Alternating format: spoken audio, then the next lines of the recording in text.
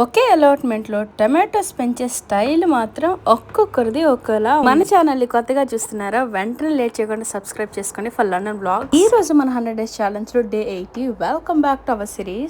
మా అలాట్మెంట్ లో ఈసారి ఎక్కడ చూసినా టమాటోస్ ప్లాంట్సే. కానీ నాకు బాగా నచ్చిన విషయం ప్రతి ఒక్కరు టొమాటో ప్లాంట్స్ ని ఒక్కొక్క విధంగా ఆర్గనైజ్ అయితే చేసుకున్నారు. కొంతమంది అయితే క్యాన్స్ లో పెట్టారు, ఇంకొంతమంది అయితే స్టిక్స్ పెట్టి వాటికి సపోర్ట్ ఇచ్చారు.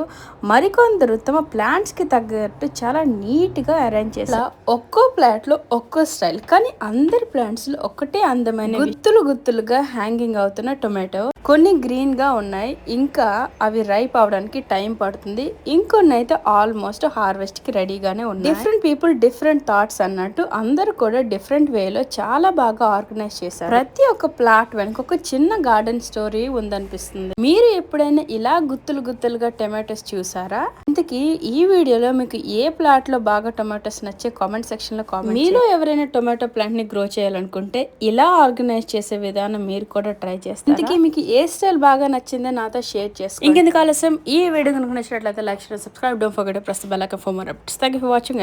Until then, stay tuned. See you tomorrow with another video. Bye.